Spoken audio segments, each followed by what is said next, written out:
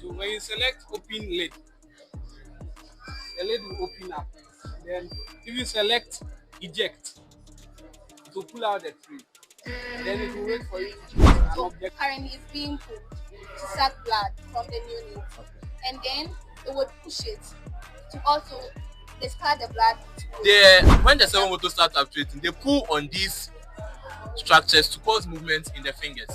Now, when I go to the map side, I'm supposed to get the tracking, and it's an active. You can see active geofence is green. When you look at the legend, it says that you are present at the child is present at the scheduled time. So for SHS, I mean, you are restricted with a lot of things. Exactly. But when you come to university, you have the freedom. University is freedom, but it's not freedom. Exactly. Because somebody having a boyfriend right in the uni, it's okay for them. They can balance it with their studies and all that, and they have the aim of getting married right after school. We all have the sense that we have to study, pass our grades, and do all these kind of things, but not end true at all. We were having a technology week at KNUST. In the final year, students from 3 programs, computer engineering, computer science, and biomedical engineering, were allowed to showcase their project. I took this opportunity to interview some of their projects and to ask them what their project is going to solve in Ghana. My name is Felakin, and welcome to my channel. Okay, so we are here for the next project on KNUST campus, Great Hall, and I'm here with Adanya William Aaron Kofi. Josephine Banfabi. And Isaac Asiama Ampedu. Nanampov Kusimensa. Unnatural Wills. Gideon Atoya. and Samosa Su.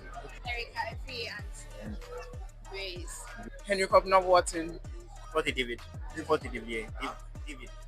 okay. Colin. I'm Kuma Michael Dennis, and Robert Joseph so give me the overview of what you've done here. So what we did was automating a neonatal chain transfusion. So currently, when babies are born and they have high levels of bilirubin in their blood, what the pediatricians do is that they do an exchange transfusion process where they will be taking the baby's blood in aliquots, small quantities, and then they will be giving a fresh donor blood to the baby as well. So currently it's being done manually, and it is time intensive because it takes 2 hours. So imagine a pediatrician having to draw blood like 10 ml and then discard it, then draw fresh blood again and then discard it. It is error prone because the physician might open a valve that they are not supposed to open, and then the babies are delicate. So we are doing an automated system that would ensure that this procedure is done automatically, and then the pediatrician will just be observing the procedure. So you get like the thing will be an auto machine. Yes, an auto machine, and they will just observing to make sure that. So I think this is the project that you did. Yes, this is the project for us to see. So can you just tell me the parts of the equipment and explain how it works for me? Okay, so what we have is we have what we call the push-up block. So we have this syringe. The push-up block is inside, you can't see it. Okay. But the push-up block is being controlled by a stepper motor and a ball-led screw. So as you can see, the push-up block controls the pulling of the plunger of the syringe. So currently it's being pulled to suck blood from the neonate. And then it would push it to also discard the blood to waste. Exactly. And then we have several motors being controlled by 2 three-way valves. So this controls the opening of the valve when you want to draw blood, or also the closing when you don't want to draw blood and you just want to discard it to waste. What's something you wish you knew before coming to the university? I wish that I knew that university has a lot of experiences, and because I didn't really, should I say, really use the time in university. I got to 3rd year before I actually came to like the program I'm reading, because there was no pre-knowledge about the program I'm reading. I think many people also have that. I got to use my time more wisely. Yeah. So what about you? What are some of the things you wish you knew before coming to the university?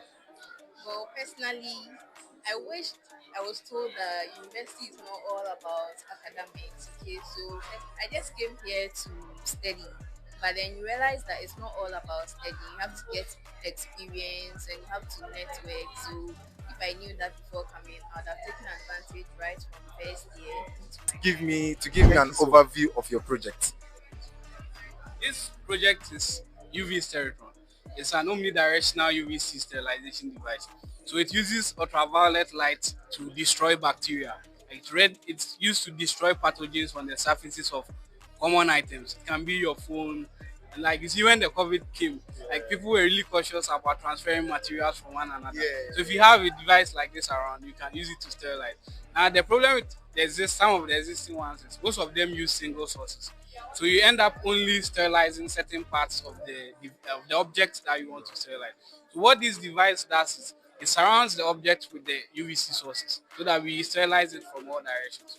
So fully, like it's yeah, fully, like all around it. Yeah. So we can go right ahead to the demonstration. So let's see. I think they have the product here, so they are going to show us how they are going to sterilize the product itself. So we designed it like that.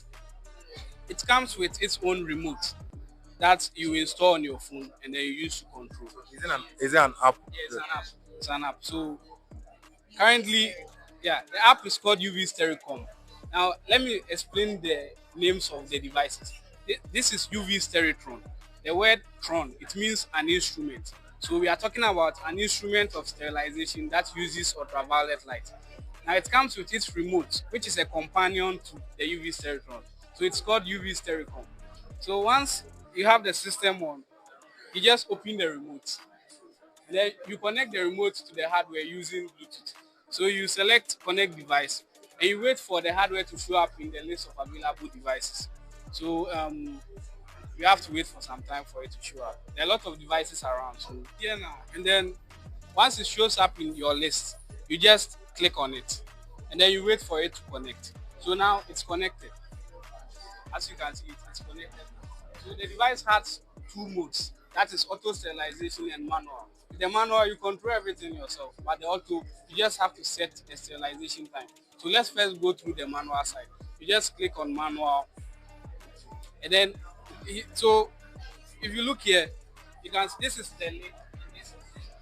So when you select open lid, the lid will open up.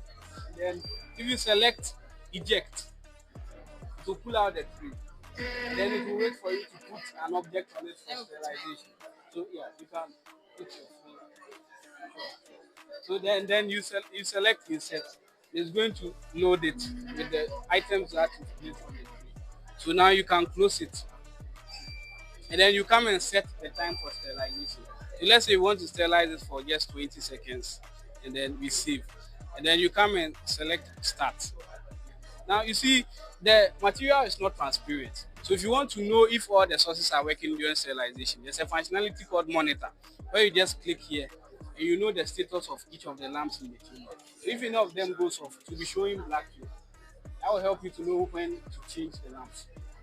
So the time is done now, and then as you can see, sterilization is complete. It gives you an alarm 3 times for you to know that sterilization is complete. And then you can now go ahead and open the lid. And then you can now eject the items that you loaded. So now until you tell it to go back in, it will be in this position. Yeah, you can. Okay. So now we are going to insert it back. And then we are going to illustrate the auto sterilization. So we are now going to close the lid. One may ask, what if you want to sterilize the mobile device itself? That's where the auto sterilization comes in. So for that, you switch to the auto mode and then you go and set the time. Let's say 30 seconds. You just set it and you save. So once you save the time, you come back and click on start sterilization. Then it will automatically open, automatically eject. You don't have to touch it. And then afterwards, it will give you 10 seconds to load. So we are going to do it here. So it will automatically load it, close, sterilize, open, eject, and wait for you to pick it up. After you've picked it up, it will automatically load and then the system will close up. So now the sterilization time should start now. So now see sterilization in progress. You can see that here. The blue LED is on. The blue LED comes on during sterilization and goes off afterwards. The green comes on after sterilization and is always off during sterilization. Now there are cases where you will see all the 3 LEDs on.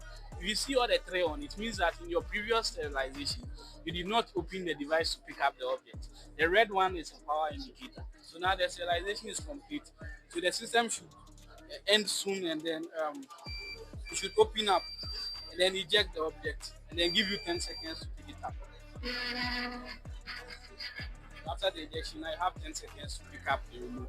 You can now pick it up and then it automatically insert and then close. So you have the manual one and you have the automatic one. Okay. Like what's something you wish you knew before coming to the university?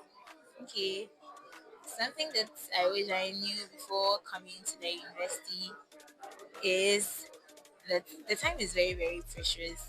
And then when you come to first year, you think that you have all the time in the world. You think that, oh, final year is very far away. But then within the twinkle of an eye, it will come very, very soon. So I really wish that I learned time management earlier, that I had people to talk to me earlier before entering the university. Thank you so much. I think time management is very important too when you are in university. So the name of the product is KNUST, an integrated system for monitoring pressure being medical cast.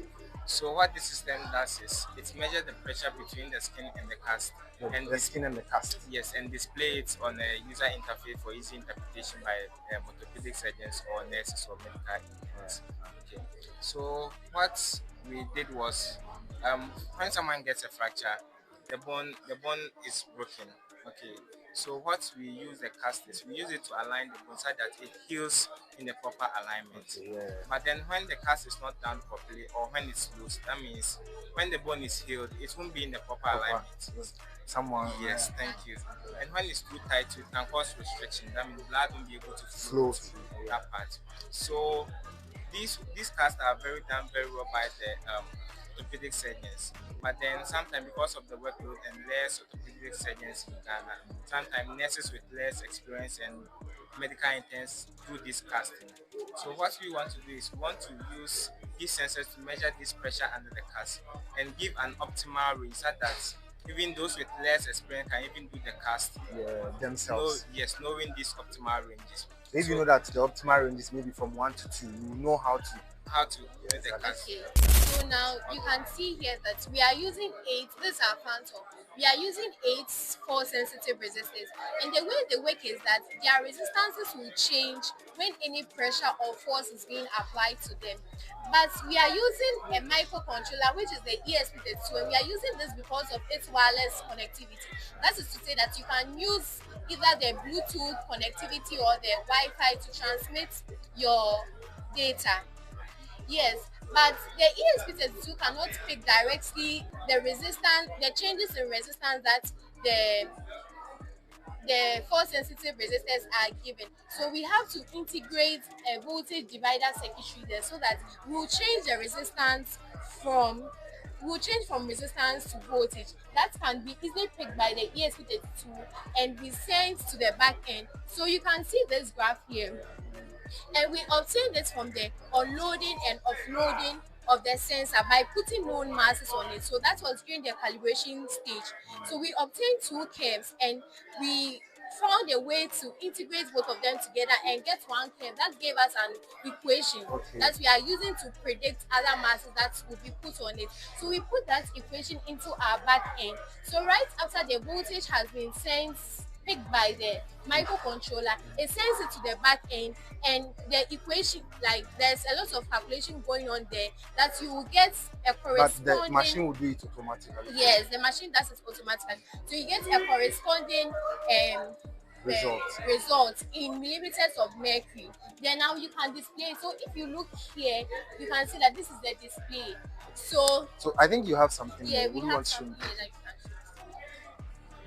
show. Let me hold this for you. So that's a brief demo. So you can see that as I'm pressing it, it is showing that it's ready. So this means that too much force is being applied to it. So this will inform the clinician that you have to loosen the number of wraps you are doing there because it's too tight. So you can see that now it has come to green. Yes, and now it's less pressure. Exactly. Now it's okay. Yeah. So that is basically, sometimes it changes to yellow. When it changes to yellow, it means you are not applying too much. So like too much, too less. Like yeah, it's in the middle. It's less. It's less. So you have to apply more so it will turn green. Then you know that you are doing something right. These are the sensors and they are called the FSR 402. We use this because of its flexible and clean nature, and it also has a good sensitivity, so it's able to capture like very low forces and all that. And in here we have our microcontroller and some resistors. Yes, basically that's what's it's enclosed so you cannot see it. Okay, so what I would say is, so for SHS, I mean, you are restricted with a lot of things. Exactly. But when you come to university, you have the freedom. But it's more difficult as compared to SHS. Okay. Even though you have the freedom, but Yeah. it's more difficult. And when you come, you have to start very early. If you start early, it will help. If you don't start early and you wait, let's say level 200, 300, 400, and you become serious, you'll be very stressed. You might even give up. What I would say is, when you come here, expect more, do more, and you'll be very fine. Thank you so much. Thank you so much. What about you? Okay, like you rightly said, with uni, the autonomy here is very high. Yeah. But you have to find a right balance between knowing what to do at particular points in time, and you also have to have a good time management. And when it comes to project that you'll be doing in final year, right from first year, you can start thinking about areas that you are interested in, that you would like to do. So it makes the job easier for you. Yeah. So you read ahead and it's just a Okay, good but and since nice you are a experience. lady, I have to ask you this: do you think it's good for a lady coming to the university to put it in her mind that she wants to get a boyfriend in the university? Oh no, I wouldn't say. Uh, Well, everybody is different, and Yeah. different people can handle things differently. Exactly. For somebody, having a boyfriend right in the uni, it's okay for them. They can balance it with their Studies. studies and all that, and they have the aim of getting married right after school. But if that is not the case for you, and you think you cannot handle it, like balancing your relationship with your academic, then you would want to stay out of that, so that in the appropriate time you can do relationship. We worked on a mobile app which is used to detect the occurrence of Parkinson's disease. Now, Parkinson. yes, exactly. It usually occurs in the old people, usually between the ages of 55 and above. Now, we decided to use an AI model. We did it by building a machine learning model and using random forest. Now, this model collects voice and gait data. Then, after it collects the voice and gait data, it does feature extraction. After the feature extraction, there's majority voting, which is used to predict whether the person has Parkinson's disease or not. So that's basically what our system is doing. We integrated it into the mobile app because mobile smartphones have sensors like the microphone, accelerometer, and gyroscope. So for the voice recording, we would need the microphone, but then for the gait recording, which is walking, we need the accelerometer and gyroscope to extract the stride length, the stride amplitude, and other features. So, is there any solution like this outside there? There has been similar solutions, but then the ones that are out there usually is paid for. You have to pay for it and all that. But then ours is a low cost diagnosis tool.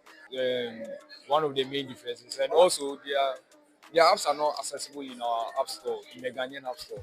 So you can't get those kind of apps here in Ghana. One of the special features of our app is that after the results has been displayed, you can be able to get directions to the nearest specialist around. So after the diagnosis has been given, there will be a tab that tells you to find specialists. After clicking on it, you see a list of neurologists that are in your area. Then you can click on direction, and the mobile app points you directly to where they are. Something I wish I knew before coming.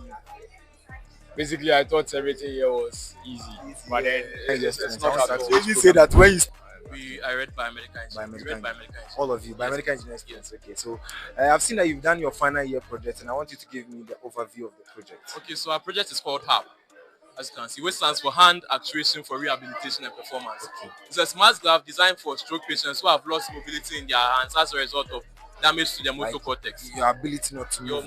Your ability to move your hand, Yeah, so you've lost it. Yeah, you've lost it as a result of stroke. See, stroke damages the motor cortex of the brain, which is Exactly. responsible for certain motor activities like finger movements and overall hand movements.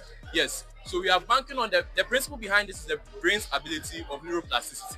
That is to rewire itself after function has been lost. Now, we encourage this by the use of passive rehabilitation. Okay. Passive rehabilitation, that's when you are not subconsciously performing the action, but through repeated hand movements, the brain itself rewires it to create new synaptic pathways, right? Trying to say that if you continuously do it, your Yes. brain Yes. will find ways of Find understanding. ways of understanding why the you it's, do it. it's what we call muscle memory. Exactly. Yes, commonly known as muscle memory. So the glove is actuated by servo motors. Servo motors. These servo motors are connected to bonding cables. Okay. These cables are flexible and tensile. So they are used in things like bicycles and all that. Alright. So they are connected to these structures on the hand, as you can see here. Okay. Yes. So this So can I use it? currency is not functional. Okay, no problem. Okay. So when the servo motors start actuating, they pull on these structures to cause movement in the fingers. Alright. Now we also have an accompanying app that reads the patient's functionality. Mobile app. Yeah, mobile app. And in the glove, if you can zoom in closer, you can see these small electrodes inside, right? Yeah. These are force sensing resistors. These resistors are variable resistors that exhibit a change in voltage when the force is applied to them. Alright. So we encourage, in order to start, the patient first has to wear the glove. Then they press their fingers on any flat surface to the most of their ability. So this is to make an initial measurement of the grip strength. You understand? Yeah. So after this is fed into the app.